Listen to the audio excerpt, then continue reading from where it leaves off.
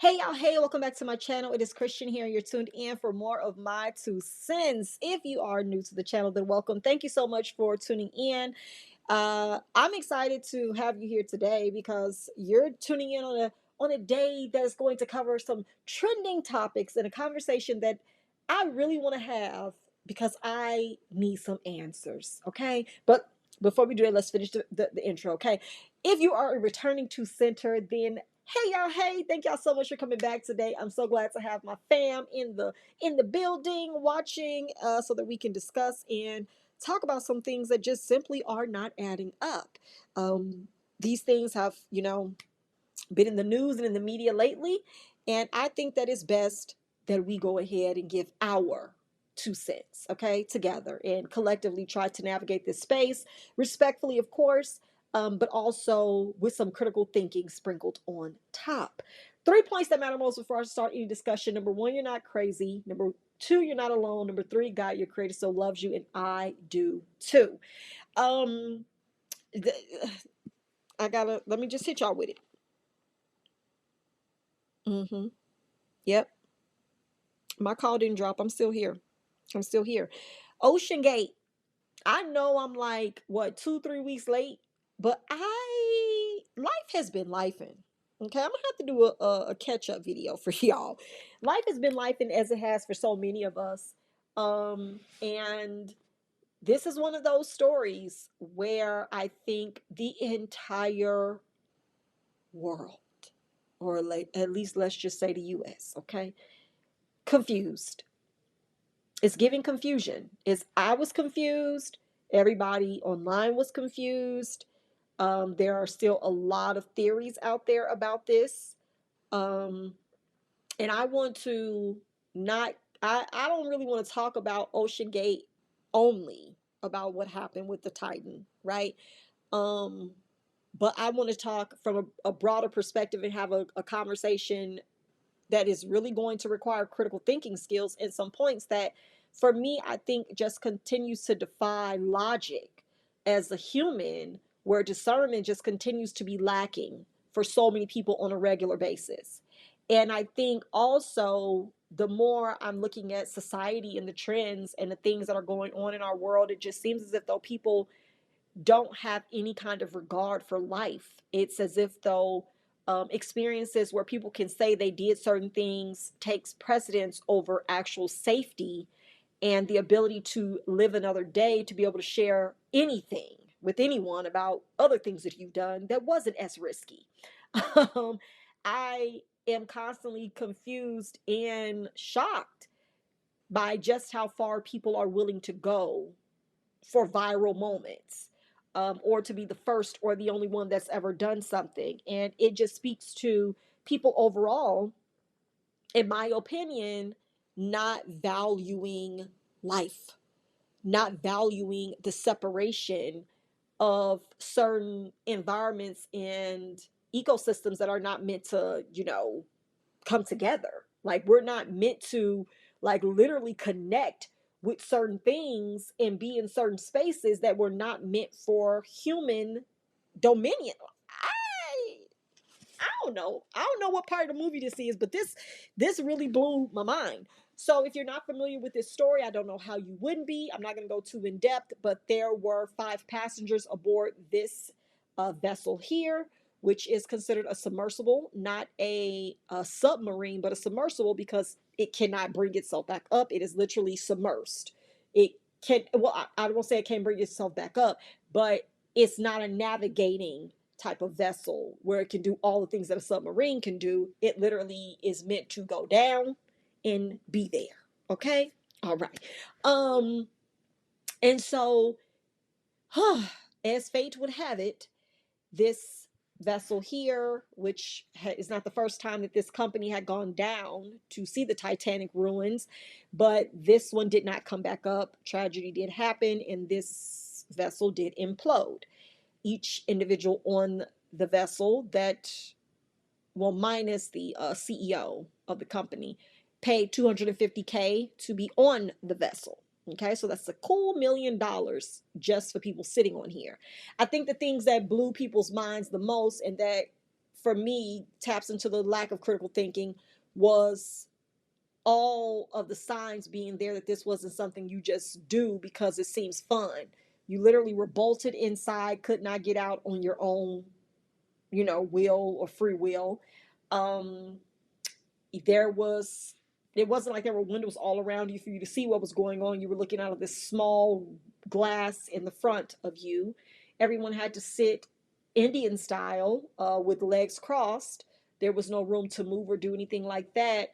It literally took hours to get down to the ocean floor or where they were going. 8 hours to be exact. It took 8 hours to get down. It would take 8 hours to come back up. There were just so many points in this story that just seemed like a bad idea.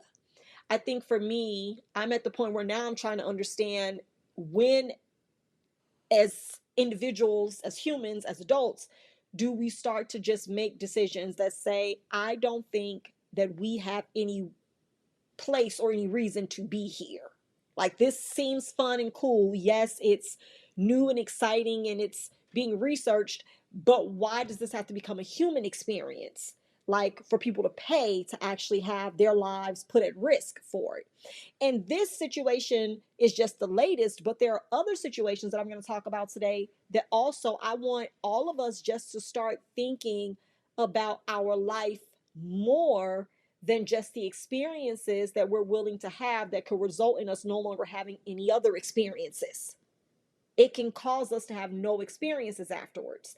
And it's not, and I'm not a person of fear at all, but I am a person of common sense. I'm a person who often considers every layer and every step before a bad decision is made, or even a good decision, but weighing all of the variables. And this situation had variables that just didn't add up. You know how you can have like 1 plus X equals 10. You can figure out what that variable is. You can look at that and be like, 9, right? There's no other number that could be there other than 9, because nothing plus 1 is giving you 10 other than 9. But this has so many unknown variables to it that could have led to what did happen.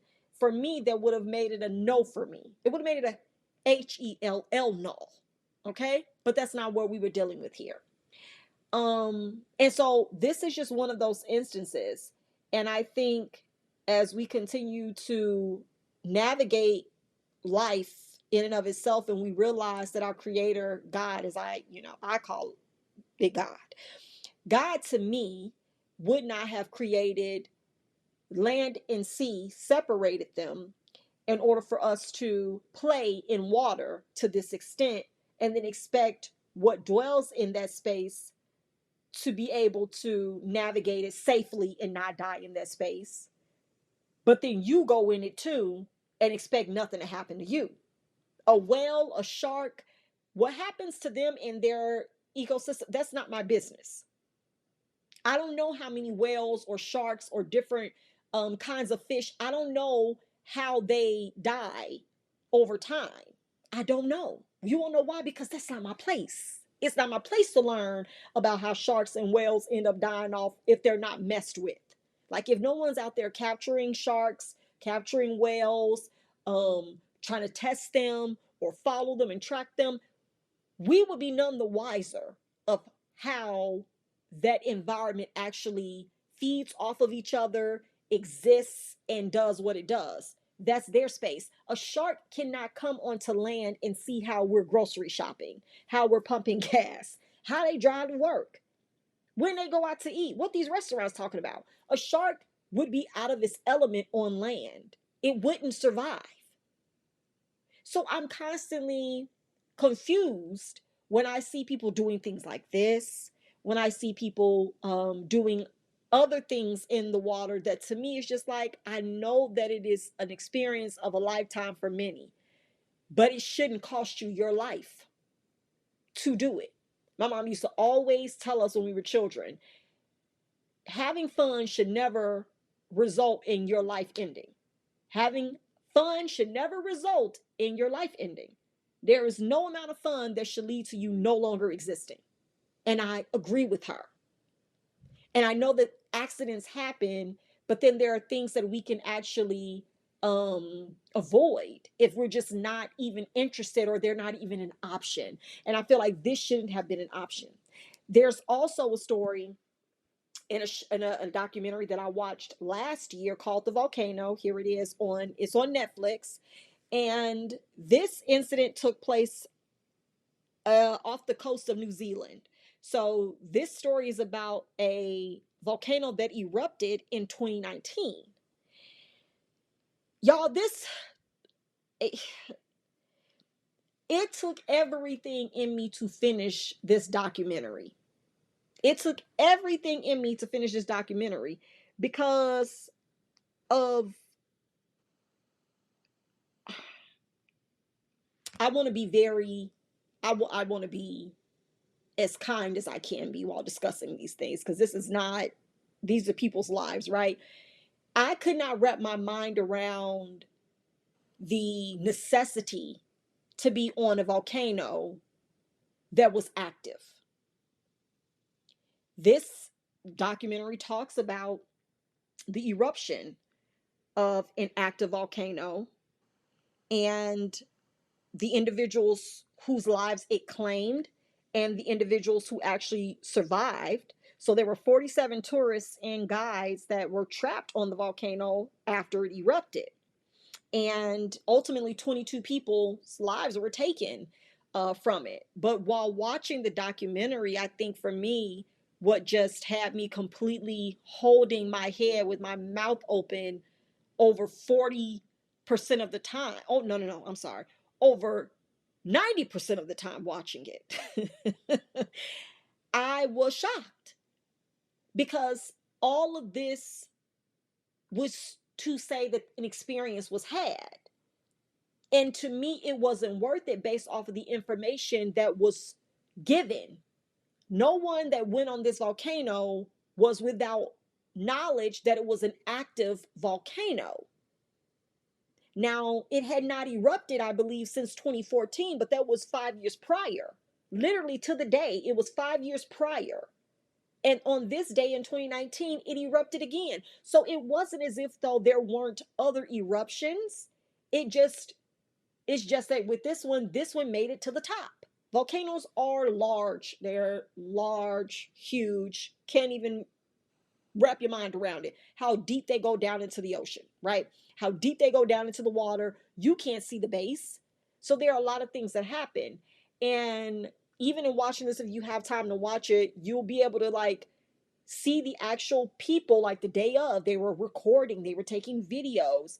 There was a father and a daughter that was out there for his daughter's, graduation trip. There was an entire family of a son, a daughter, a mother, and a husband all together. The only one that survived was the son. They were all adults, a husband and wife, newlywed couple. There were a lot of people who decided to take this tourist attraction, to take this experience, and it ended up deadly for them. And for me, my 2 cents and my opinion is that I want more people to start becoming aware of things that are separated for a reason. There are certain things that we don't play with or take lightly for a reason. And I think that even more now, as people are starting to become aware of more access to things, they think that that means that they should experience those things that they have access to. You can have access to a lot of things and you still just choose not to do it because it doesn't make sense. It's not logically safe. It doesn't matter who else is going and doing. Like they used to ask us in school, if Timmy jumped off a bridge, are you going to jump too? The answer would be no. Like, I'm not, because I know what's at the other end of that bridge. I know what's at the other end of that building. I know what's on the other side of that cliff. You know that it's not going to be a good thing for you. So you usually don't go towards danger. You don't go towards things that just won't pan out well for you. And I know that now, as a mother and having children and a husband and so much value on this earth that I care for and I love, I'm not willing to do things that will separate me from those things that I love. that will have me regretting doing one thing that would keep me from ever being able to go back and do other things with people I know love me, will miss me, and want to be with me, right? Later on in my life. And so this was one of those things where this documentary as well piqued my interest last year. And I was just like, this doesn't make sense. I don't get it. I don't get why anyone would know that a volcano was active and still go on it. And beyond them going and choosing, my anger, because what was concern at first turned into anger towards the people who had the tour, right? Like had the tour company, the tourist company that was taking the boats off of, you know, the island across the water to the volcano, because the volcano was separated from the actual town. And they were literally taking boats of people every day, like 10 and 15 trips a day, back and forth. And it just seemed as if, though, to me, our government, something somewhere, there would be regulations that would say, no, this is a risk.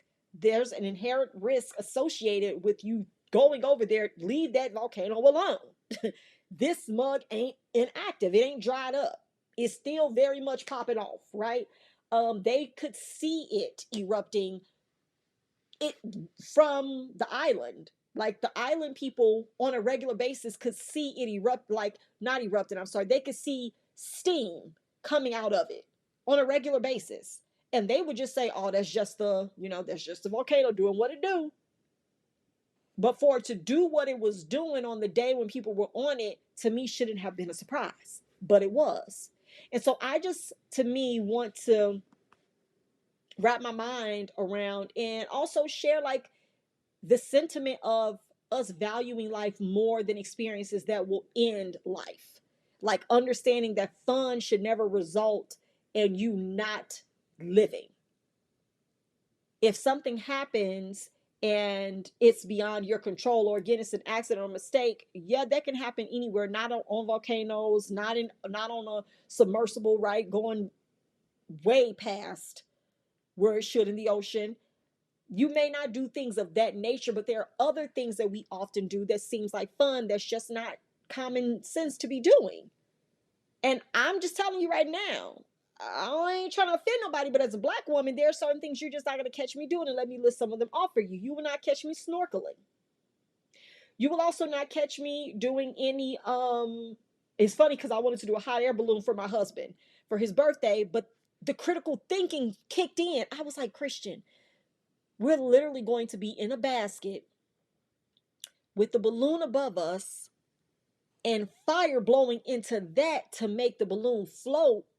And there's literally nothing in between that to help us once we're thousands of feet in the sky. Why would you do that with children? Not my children weren't going to get in the hot air balloon, but I'm saying, knowing that I have children that need both of their parents, right?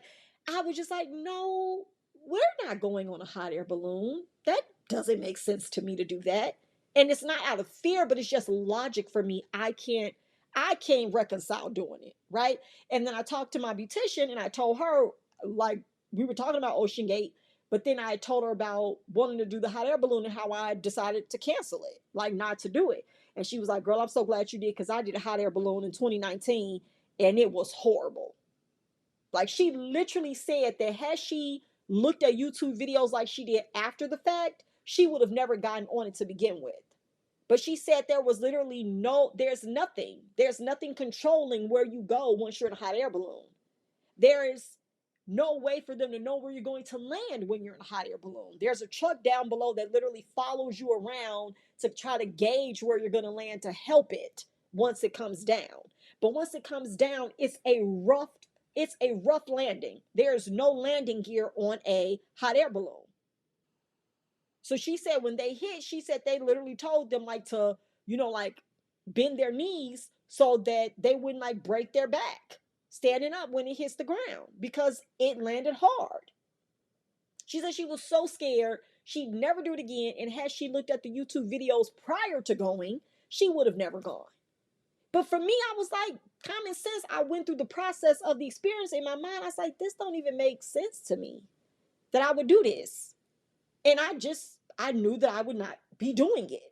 And it's things like that. And so I don't, again, like I said, I don't live in fear, but I do understand that we've been given clear, to me, common sense of separation of environments and systems that just aren't for us to dwell in. And I don't want to challenge that. I feel like that even sometimes about flying in airplanes, but it is a creation and it is a phenomenon, to be honest. And we should all feel like that. Every time an airplane takes off and lands, it is a miracle. Period. I ain't coming up off of that. It's just like doctors with surgery. It's miraculous behavior. It's miraculous every time somebody's able to do open heart surgery, brain surgery, eye surgery, some with your back, delivering babies. It is miraculous, period, because anything could go wrong. But the fact that it goes right majority of the time is indeed miraculous to experience. And so I just know that I have a variation of acceptance for certain things where I don't test the ability for it to go wrong because I'm just not going to put myself in that situation. And I'm going to show a video of a um of another of another experience that I chose a couple of years ago not to do, and it was for this very reason. And again, I'm not trying to make nobody be afraid, but I want us to be aware of things that may seem fun but could go very wrong. And they're all man-made experiences. It's as if though humans continue to come up with thoughts of ways to do things that defy nature. They defy what we're meant to do and why we should just not be doing them. And the fact that nobody is regulating this stuff to say, don't do that. Don't, no, you can't go parasailing. I'm going to share a story about parasailing with you guys once we come back from this video. But I'm going to play this, let y'all watch, and I'll be back with my 2 cents. You're watching the terrifying moment a 6-year-old child dangling 40 feet in the air drops from a zip line. The 6-year-old, who is miraculously okay, spending the afternoon ziplining with family at an amusement park in Mexico. His harness failing, plunging the boy straight down, luckily into an artificial pool below where a tourist reportedly rescued him. His family now planning on suing the ride operator for what they say was poor training. The incident now part of a troubling trend of injuries from the activity. In Georgia, another 6-year-old injured. A father now planning a lawsuit against an adventure park after he says he was forced to save his daughter's life when one of the zip line ropes became wrapped around her neck, strangling her. I lost conscious as soon as I took the impact. And just days ago, a collision on the ropes in Colorado. Ziplining guide J.P. Schiller was attempting to rescue a 10-year-old boy who had gotten stuck on one of the lines when another zipliner came barreling into the 21-year-old at 30 miles an hour. I basically grabbed his harness while we're both still attached to the line and then rotated my body so that I took the impact and the little boy didn't. My memory picks up in the hospital. I was treated for a mild concussion, loss of consciousness, a sprained wrist as well, and pain in my lower left leg. Some of the worst injuries, they can happen at speed. Look to see if, before you go down a zip line, see if there's anyone on it. The guides sometimes are not quite aware. So the fallback is yourself. Experts say avoiding worn-down equipment can help shield you from disaster on the ropes and recommend checking reviews of zipline companies as the summer months go on. Okay, now listen. Oh my. Don't get on it. How about that? I hear it. I heard what she said about checking equipment and make sure it's not run down. Baby, how am I supposed to know? How am I supposed to know how I'm supposed to tell if the middle of this zip line is worn down if I'm just at the other end that don't look worn down? But I find out, I F around and find out once I swing my ass to the middle like I'm Tarzan. Doesn't make sense. And it's so amazing to me, it's ironic to me, because I've had this concern about zip lines for years. For years, I would think about the openness underneath them. Like if you're not like at an adventure park, or you're not somewhere indoors where it's like foam underneath you, like a ball pit or foam pit or something to catch you, usually zip lines are in exotic places, on islands, you know what I'm saying, in Jamaica, the Bahamas, Costa Rica. It's places like that that's just over open forest, trees, water, right? Bricks. It's like, who even set this shit?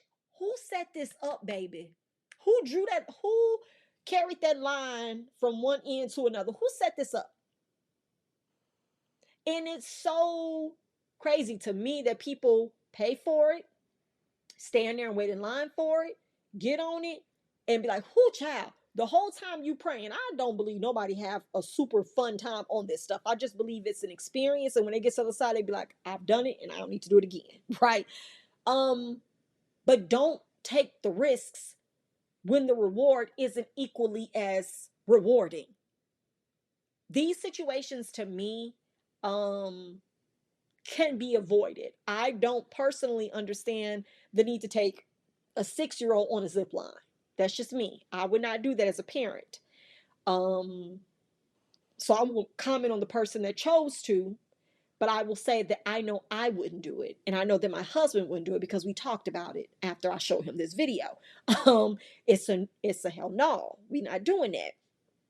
Because there are certain things that as adults we may subject ourselves to or decide to experience, but I don't think children should be put in that place at all to have the experience with us.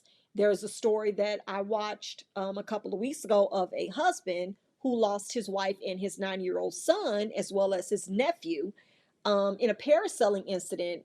I think it was in 2018, but they were out of town. I think they were in Florida, and they got on a parasailing, boat, an excursion. They went on a parasailing excursion, and the wind got bad, the weather got bad, and the owner of the boat that they were attached to for the parasailing that they paid for, he decided to cut them off of the boat.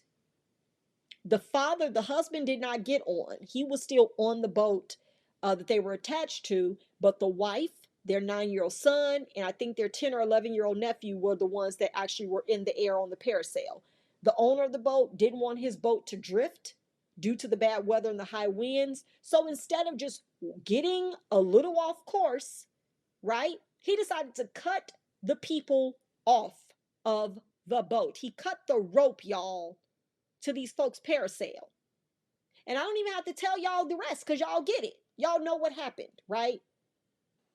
There were no survivors. And it's a problem. It's a problem because now the fun that was intended was the experience that ended it. The intention should never result in there being no life. And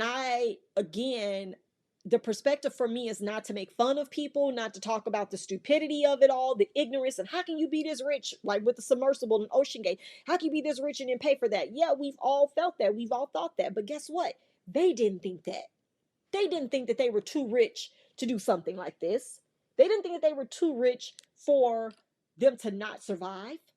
They didn't think that that was an option. That wasn't an option on their box for intention. They didn't intend to not come back. But the option that we have as humans and as individuals as we continue to exist in this world is to respect space, respect the distance and the space for the experiences that you think you want and you need to have. Enjoy the life that you have, enjoy the freedom that you have, the liberty and the ability to continue to enjoy it. Don't set yourself, or as my mother would say, send yourself to an early grave because you want to have fun one day. It to me doesn't add up and it will never be okay. And last but not least, there was a story that I saw, and I should have pulled it up to show the footage of that as well. But there was a young man, he was an 18-year-old on a cruise. He went on a cruise with his friends for graduation from high school. His parents sent him on a cruise with his friends. His friends dared him to jump off the side of a cruise ship. They were in the middle of the Caribbean. They were in the middle of the Caribbean. Listen, y'all know that there's salt water, right? Y'all know that the Little Mermaid and her friends and them is down there, right? Okay. At night, y'all can look the story up. This young man was there by his friends. I don't know if they were all drunk or not, but they dared him to jump off the side of the cruise ship in the nighttime. He did. I don't know if y'all ever seen a cruise ship, but a cruise ship literally looks like a skyscraper on water. They are literally scary looking to me. I've seen cruise ships and I've never been on one, but I've seen them, and I immediately was shocked to see them in Galveston off the port and in Miami. And both times I was like, ain't no way that is a cruise ship. They're beautiful. They're beautiful, but they're scary looking because they're huge. It's like floors and floors and floors and floors and levels and levels and levels and levels. It looks like a wall on the ocean. I was like, no way that is what that is. So knowing what that looked like and to see that young man jump into the Caribbean at night, pitch black, knowing that they couldn't stop that ship to get him, knowing that he was going to be lost at sea essentially in darkness because the ship was going to keep going and leave him, that he subjected himself to jumping in the open water like that from a dare. They literally called off the search to find him 3 days after they couldn't recover. Like they couldn't get him. They couldn't find him. But in the video, his friends threw a lifesaver over the ship and told him to get it, but he swam away from it. And in the video, you could see a shadow in the water. Something was in the water. We know what was in the water. And it got him that night. I'm sure of it. But his parents had to lose their child because of a decision that was made for an experience that didn't make sense. You didn't make it back from that. And so I know that it's the summertime. I know that experiences and access to these things are becoming way more frequent and possible and attainable, but we have to be conscious. If we don't want things to be done to us, then we have to choose not to do things that don't work out in our favor. And I know that for me, it's just a matter of I want to be able to live a full life here on earth. And if there's something that separates me from land and having my feet on the ground, or be able to make a conscious decision wherever I am to do something on vacation or whatever, I'm just not going to do it. I'm just not. And let these stories that I've shared today just be one of those things that helps you to remember that what you're doing and where you are and what you're experiencing right now is fun, adventurous, and enough. Okay? It's enough to hold you over until you can make it back to some go-karts. Go-karts and arcades are not boring. That's the message for today, in my opinion. Go-karts and arcades are not boring. We can have a good time where we are with what we have and what God has created. Like there's a lot of beautiful things that we can do and see, but some of these things just aren't for me. They're just not. My husband wants to go to Africa. He wants to go to the, I thought I wanted to go to that one resort or the hotel where you can feed the giraffes. I believe that's in Tanzania. I thought about it. I don't think that is a necessary experience. It looks beautiful, it looks fun, right? It's majestic to have giraffes come up to the window or come up to you while you're eating and eat out your hand, but I don't think that that's what giraffes were intended for. I think giraffes are where they're supposed to be in their habitat, in their environments, in their ecosystem, and you shouldn't be there. A hotel should not have been built wherever they are for you to be able to feed them and see them through your hotel window. That's just me. I don't think that's necessary. But yet we're out here creating these experiences so people can say they did it. Do what y'all want to do with that information. But I don't know what it's going to take or when it's going to happen for them to start regulating this stuff and say, leave well enough alone. Y'all already got dogs, cats, rabbits, mice, gerbils, hamsters, snakes for pets. And we letting that fly. Okay? Y'all can't communicate with these things at all. Y'all don't really understand their nature or what they will or won't do, what they can or can't accomplish or do to you. And we're letting y'all have them in y'all house. But we're going the extra mile. We're going the extra mile now for safari journeys and giraffes feeding through the window. And it's just like, I don't know where on the National Geographic channel this makes sense. It just doesn't. But that's just me. So yeah, I know this breaks up our normal dialogue and conversation about things, but I just want to like encourage people to have more discernment and to value life more than what we have or what has been presented, for us not to feel like we're being left out of anything. You're not being left out of any experience by making it home to enjoy another day, right? You don't have to plan your life away from one decision to have fun or to take a picture or to snap a video. We've all seen the videos or the pictures of people who, you know, I don't know where they be at, but they take the videos and pictures of them sitting next to tigers, um, next to lions, and I don't know. I don't know. I don't get it. I don't get it. But obviously to have the pictures, it's appealing. It's appealing to someone, but I just wouldn't subject myself to it. So those are my thoughts and opinions on Oceangate. Um and I just wish that more people would have that, you know, value for life to say this isn't worth it. We can do a lot of other things. There are yachts that float above water. There are boats that float above water. Sometimes those shouldn't be out there either, but they are. So we'll let that go. But other things that you just cannot control once you're in their element and environment, you should not subject yourself to it. So let's just be a little bit wiser there. And let me know in the comments below, what is the most daring thing that you've done in life that you regretted or you would never do again, or things you are avoiding because you've seen things like this that makes you know it ain't for you. I'd love to hear it in the comment section below. Number one by far would have to be the hot balloon ride that I almost took at the end of this month for my husband, but I said, not on my watch. We not going. Nope. I'd love to hear from you guys. If you've enjoyed the video, like it and subscribe to the channel. I'd love to add you to my 2 cents crew. Until next time, I'll talk to y'all later. Take care. Stay safe and do the smart thing. Bye.